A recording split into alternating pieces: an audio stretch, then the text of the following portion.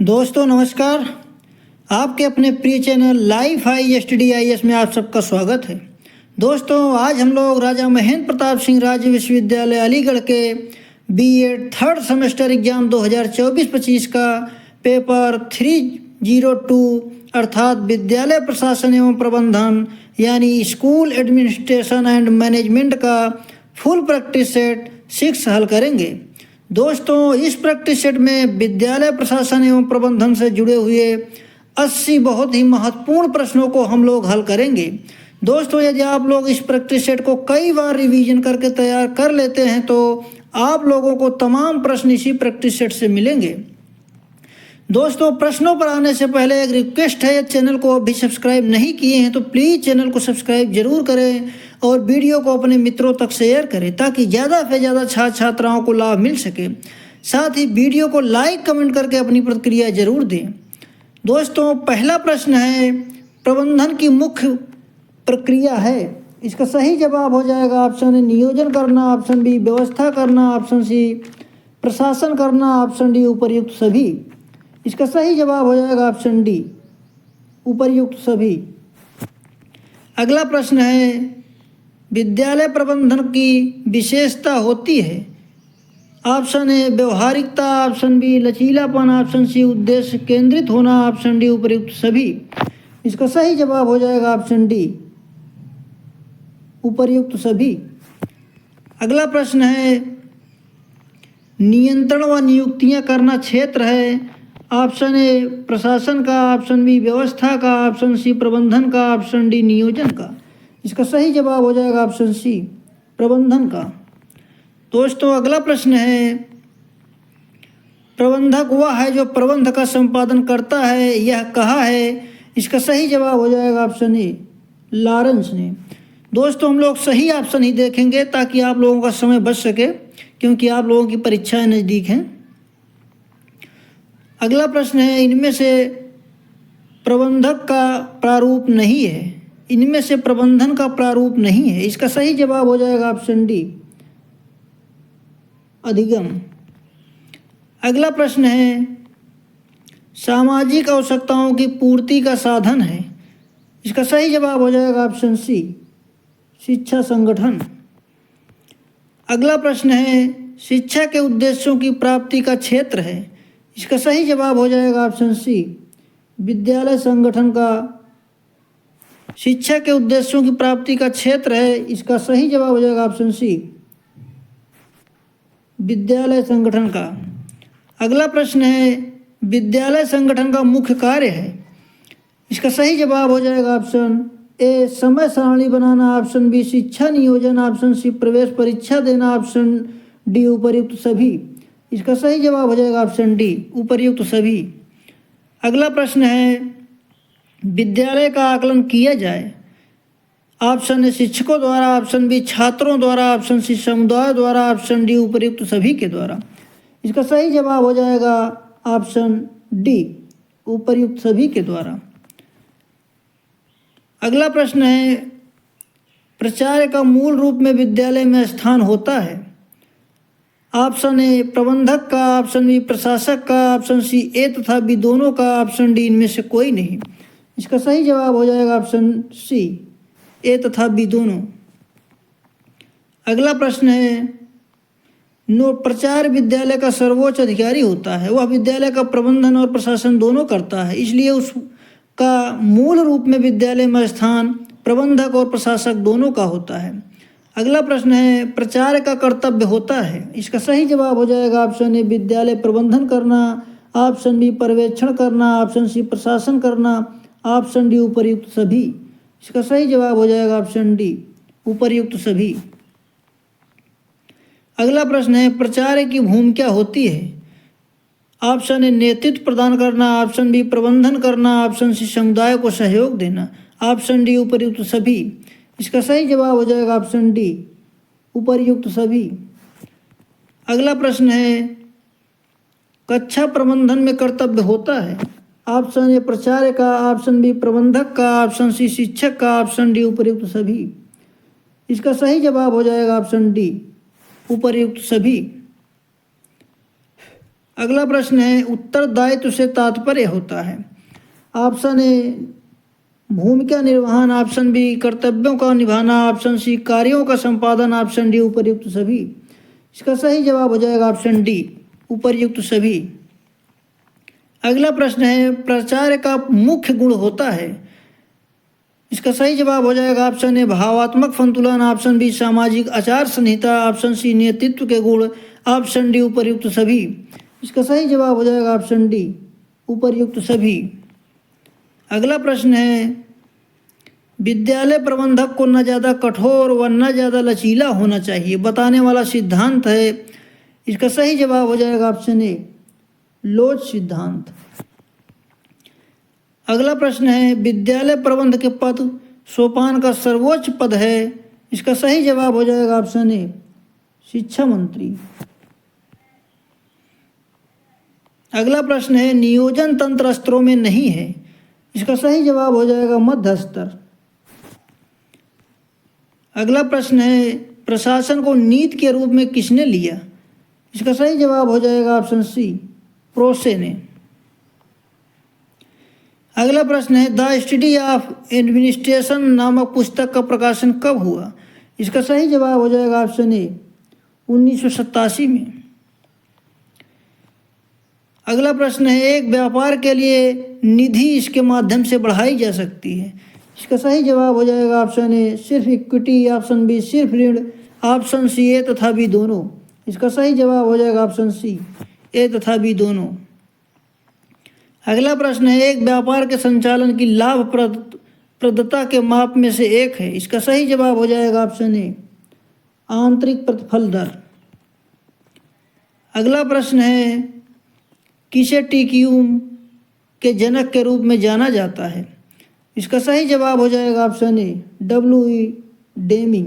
किसे टीक्यूएम के जनक के रूप में जाना जाता है। इसका सही जवाब हो जाएगा डब्ल्यू.ई. डेमिंग। अगला प्रश्न है टीक्यूएम आशय कुल गुणवत्ता प्रबंधन से है और इसकी अवधारणा जापान में विकसित की गई थी। इसे एडवर्ड डेमिंग और जोसेफ एम जूरान द्वारा प्रख्यापित किया गया था। टीक्यूएम कर्मचारियों और ग्राहकों पर अधिक ध्यान केंद्रित करता है। अगला प्रश्न है आईएसआई चिन्ह किस पर पाया जाता है। इसका सही जवाब हो जाएगा ऑप्शन ए बिजली के सामानों पर। अगला प्रश्न है टीक्यूएम की धारणा कहाँ विकसित हुई। इसका सही जवाब हो जाएगा ऑप्शन सी जापान में। टीक्यूएम आशय कुल गुणवत्ता प्रबंधन से है और इसकी अवधारणा जापान में विकसित की गई थी। इसे एडवर्ड डेमिंग और जोसेफ एम जूरान द्वारा प्रख्यापित किया गया था। टीक्यूएम कर्मचारियों और ग्राहकों पर अधिक ध्यान केंद्रित करता है। टीक्यूएम ध्यान देता है। इसका सही जवाब हो जाएगा ऑप्शन ए कर्मचारियों और ग्राहकों पर। टीक्यूएम कर्मचारियों और ग्राहकों पर अधिक ध्यान केंद्रित करता है। टीक्यूएम के महत्वपूर्ण तत्व हैं ऑप्शन ए निरंतर सुधार, ऑप्शन बी तीव्र प्रतिक्रिया, ऑप्शन सी तथ्य के आधार पर कार्यवाही आदि, ऑप्शन डी उपर्युक्त सभी। इसका सही जवाब हो जाएगा ऑप्शन डी उपर्युक्त सभी। अगला प्रश्न है निम्न में से कौन सी टीक्यूएम तकनीक 1880-20 नियम का निर्धारण करती है। इसका सही जवाब हो जाएगा ऑप्शन ए परेटो विश्लेषण चार्ट। निम्न में से कौन सी टीक्यूएम तकनीक 80-20 नियम का निर्धारण करती है। ऑप्शन ए परेटो विश्लेषण चार्ट। अगला प्रश्न है शैक्षिक प्रशासन उच्च कोटि का है। इसका सही जवाब हो जाएगा ऑप्शन ए अमीर देशों में। अगला प्रश्न है लोकतांत्रिक शैक्षिक प्रशासन होता है। इसका सही जवाब हो जाएगा ऑप्शन ए गतिशील, ऑप्शन बी लचीला, ऑप्शन सी ए तथा बी दोनों। इसका सही जवाब हो जाएगा ऑप्शन सी ए तथा बी दोनों। अगला प्रश्न है उत्तर प्रदेश सरकार ने 10+2+3 शिक्षा को कब लॉन्च किया। इसका सही जवाब हो जाएगा ऑप्शन सी 1984 में। अगला प्रश्न है देशव्यापी कक्षा कक्ष का संबंध है। इसका सही जवाब हो जाएगा ऑप्शन बी दूरदर्शन से। अगला प्रश्न है, राष्ट्रीय शिक्षक शिक्षा परिषद विधेयक संसद द्वारा किस वर्ष में पारित हुआ? इसका सही जवाब हो जाएगा ऑप्शन सी, 1993 में। राष्ट्रीय शिक्षक शिक्षा परिषद भारत सरकार की एक संस्था है जिसकी स्थापना राष्ट्रीय शिक्षक शिक्षा परिषद अधिनियम 1993 के अंतर्गत 7 अगस्त 1995 में की गई थी। नियम का लाभ है, इसका सही जवाब हो जाएगा ऑप्शन ए, इससे उत्पाद की कमियों को कम किया जाता है। ऑप्शन बी, ग्राहक की संतुष्टि होती है। ऑप्शन सी, ए तथा बी दोनों। इसका सही जवाब हो जाएगा ऑप्शन सी, ए तथा बी दोनों। अगला प्रश्न है, कुल गुणवत्ता प्रबंधन के सिद्धांत में पीडीसीए का अर्थ है? इसका सही जवाब हो जाएगा option C, plan do check act. कुल गुणवत्ता प्रबंधन के सिद्धांत में पीडीसीए का अर्थ है option C, plan do check act. अगला प्रश्न है, कुल गुणवत्ता प्रबंधन के माध्यम से दीर्घकालिक सफलता के लिए एक प्रबंधन दृष्टिकोण का वर्णन करता है? इसका सही जवाब हो जाएगा ऑप्शन ए, ग्राहक संतुष्टि। अगला प्रश्न है, इनमें गुणवत्ता प्रबंधन के सिद्धांत नहीं है। इसका सही जवाब हो जाएगा ऑप्शन डी, शिक्षण। अगला प्रश्न है, एक विभाग के भीतर एक इकाई जिसे एक विशिष्ट कार्य सौंपा जाता है उसे कहते हैं? इसका सही जवाब हो जाएगा ऑप्शन ए, डेस्क। अगला प्रश्न है, गुणवत्ता की लागत का अर्थ है? ऑप्शन ए, गुणवत्ता से संबंधित प्रयास व कमियां। ऑप्शन बी, कार्यभार को निर्धारित करना। ऑप्शन सी, दिया गया धन। ऑप्शन डी, इनमें से कोई नहीं। इसका सही जवाब हो जाएगा ऑप्शन ए, गुणवत्ता से संबंधित प्रयास व कमियां। अगला प्रश्न है, नेतृत्व एक सामाजिक मनोवैज्ञानिक धारणा से है जो से संबंधित है। इसका सही जवाब हो जाएगा ऑप्शन डी, समाज के मार्गदर्शन। नेतृत्व एक सामाजिक मनोवैज्ञानिक धारणा है जो से संबंधित है। ऑप्शन डी, समाज के मार्गदर्शन। अगला प्रश्न है, पहचानिए कि कौन सा घटक नेतृत्व के गुण सिद्धांत का भाग नहीं है? इसका सही जवाब हो जाएगा ऑप्शन सी, संवेगात्मक परिपक्वता। अगला प्रश्न है, नेतृत्व के प्रबंधकीय ग्रिड मॉडल के लिए चिंता का विषय है? इसका सही जवाब हो जाएगा ऑप्शन बी, लोग और उत्पाद। अगला प्रश्न है, एक विनिमय नेतृत्वकर्ता और उसके कर्मचारियों के बीच क्या संबंध होता है? इसका सही जवाब हो जाएगा ऑप्शन बी, क्षणभंगुर न कि भावनात्मक। अगला प्रश्न है, नेतृत्व प्रशिक्षण प्राप्त करने के लिए व्यक्ति में निम्नलिखित में से कौन सा गुण होना चाहिए? इसका सही जवाब हो जाएगा ऑप्शन ए, समूह नियोजन। अगला प्रश्न है, एक अच्छा शिक्षक द्वारा प्रयोग किए जाने वाले अच्छे नेतृत्व का लक्षण क्या है? इसका सही जवाब हो जाएगा ऑप्शन ए, अच्छा चरित्र और आदर्श मूल्य। अगला प्रश्न है, प्रत्येक स्कूल अपने छात्रों को नेतृत्व की कला में प्रशिक्षित करने के लिए कड़ी मेहनत करता है ताकि? इसका सही जवाब हो जाएगा ऑप्शन सी, छात्र अपने सीखने और उपलब्धि में सुधार कर सकते हैं। अगला प्रश्न है, मानव व्यवहार के अच्छे और बुरे पहलुओं से संबंधित है? इसका सही जवाब हो जाएगा ऑप्शन ए, मूल्य। मूल्य मानव व्यवहार के अच्छे और बुरे पहलुओं से संबंधित है। अगला प्रश्न है, आप सॉफ्टटेक कंपनी के लिए किस प्रकार की पदोन्नत नीति की सिफारिश करेंगे? इसका सही जवाब हो जाएगा ऑप्शन बी, योग्यता आधारित। 2 और 3 सही है दोस्तों, योग्यता आधारित और ड्यूटी की अभिवृद्धि। आप सॉफ्टटेक कंपनी के लिए किस प्रकार की पदोन्नत नीति का सिफारिश करेंगे?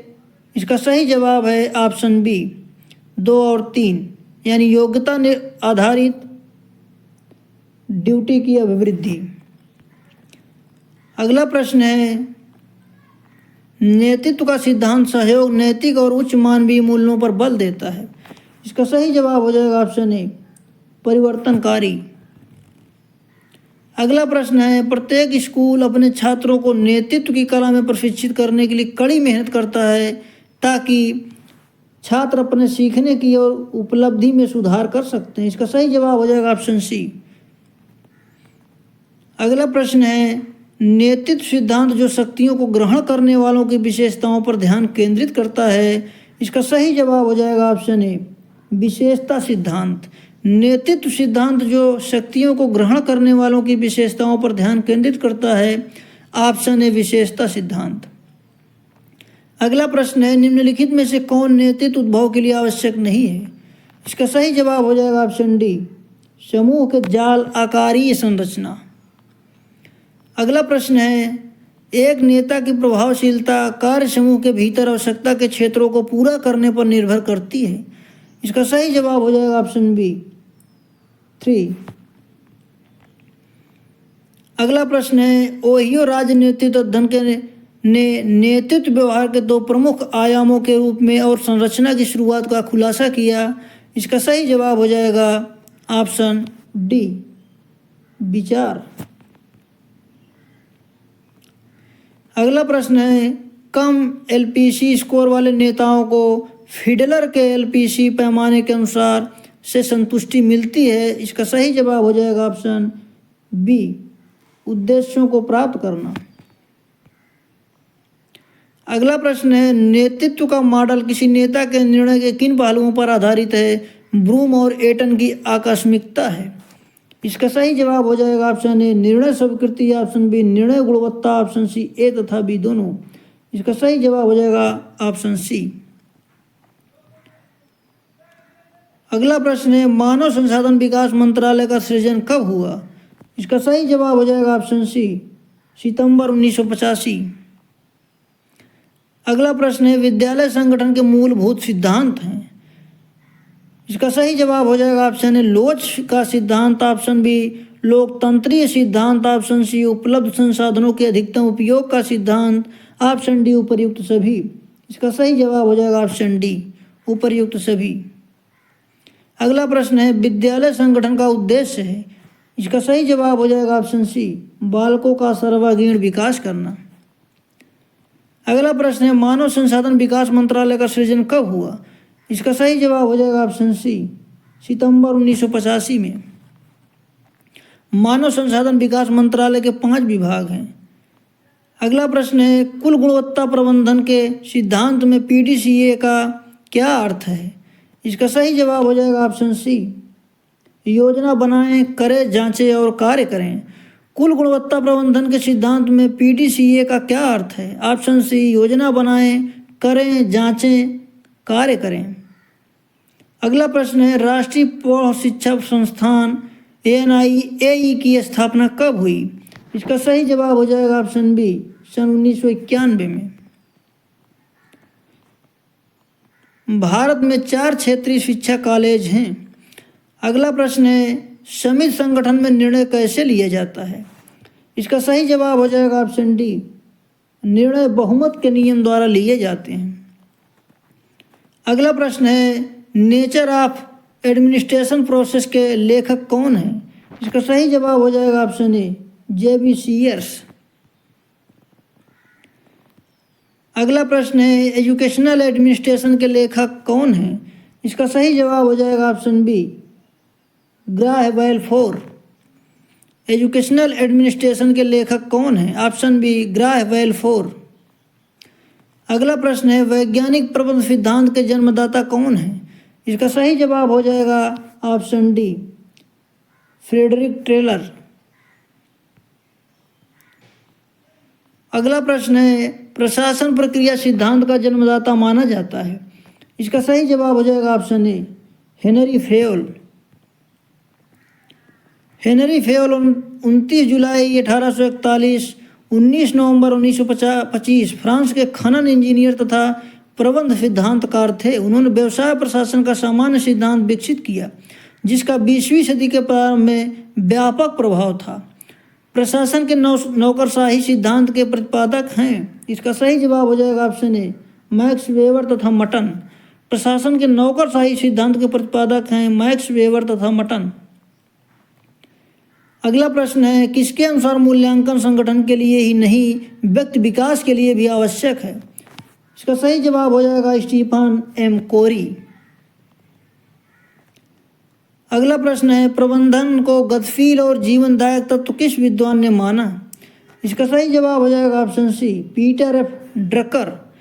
प्रबंधन को गतिशील और जीवनदायक तत्व किस विद्वान ने माना? Option C, Peter F Drucker. अगला प्रश्न है, नियुक्तियों पर नियंत्रण कौन सा क्षेत्र करता है? इसका सही जवाब हो जाएगा ऑप्शन डी, प्रबंधन। अगला प्रश्न है, सामाजिक आवश्यकताओं की पूर्ति का साधन है?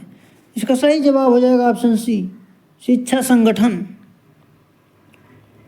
अगला प्रश्न है, प्रबंधन में मुख्य भूमिका किसकी होती है? इसका सही जवाब हो जाएगा ऑप्शन ए, प्राचार्य की, ऑप्शन बी प्रबंधक की, ऑप्शन सी शिक्षकों की, ऑप्शन डी उपर्युक्त सभी की। इसका सही जवाब हो जाएगा ऑप्शन डी, उपर्युक्त सभी की। कार्य संपादन के प्रकार से कौन से हैं? इसका सही जवाब हो जाएगा ऑप्शन ए, अनुदेशात्मक, ऑप्शन बी व्यवहारिक, ऑप्शन सी ए तथा बी दोनों। इसका सही जवाब हो जाएगा ऑप्शन बी सी, ए तथा बी दोनों। अगला प्रश्न है, व्यवहारिक संपादन के कार्य क्या हैं? इसका सही जवाब हो जाएगा ऑप्शन ए, न्याय तथा नीति निर्धारण, ऑप्शन बी पर्यवेक्षण व निरीक्षण, ऑप्शन सी अनुशासन व नियंत्रण, ऑप्शन डी उपर्युक्त सभी। इसका सही जवाब हो जाएगा ऑप्शन डी, उपर्युक्त सभी। अगला प्रश्न है, अनुदेशात्मक संपादन के कार्य हैं। अनुदेशात्मक संपादन के कार्य हैं, इसका ऑप्शन ए वित्तीय विकास, ऑप्शन बी मूल्यांकन, ऑप्शन सी पाठशागामी क्रियाएं, ऑप्शन डी उपर्युक्त सभी। इसका सही जवाब हो जाएगा ऑप्शन डी, उपर्युक्त सभी। पर्यवेक्षण का संपादन कार्य व्यवहारिक है। अगला प्रश्न है, नेतृत्व के अध्ययन का दृष्टिकोण जो नेता के व्यक्तित्व पर जोर देता है? इसका सही जवाब हो जाएगा ऑप्शन सी, विशेषता सिद्धांत। अगला प्रश्न है, निरीक्षण का मुख्य उद्देश्य होता है? इसका सही जवाब हो जाएगा ऑप्शन ए, कार्यकलापों का आकलन, ऑप्शन बी शिक्षण को अच्छा बनाना, ऑप्शन सी सुधार हेतु परामर्श देना, ऑप्शन डी उपर्युक्त सभी। इसका सही जवाब हो जाएगा ऑप्शन डी, उपर्युक्त सभी। अगला प्रश्न है, निरीक्षण प्रक्रिया के रूप में कितने होते हैं? निरीक्षण प्रक्रिया के रूप कितने होते हैं? ऑप्शन ए बाह्य प्रक्रिया, ऑप्शन बी आंतरिक प्रक्रिया, ऑप्शन सी ए तथा बी दोनों, ऑप्शन डी इनमें से कोई नहीं। इसका सही जवाब हो जाएगा ऑप्शन सी, ए तथा बी दोनों। दोस्तों, पूरा वीडियो देखने के लिए आप सबका धन्यवाद। दोस्तों, इस वीडियो में बस इतना ही। मिलते हैं अगले वीडियो में, तब तक के लिए नमस्कार। दोस्तों, इस प्रैक्टिस सेट को आप लोग कई बार जरूर दोहराएं ताकि आप लोगों को ज़्यादा से ज़्यादा लाभ परीक्षा में मिल सके।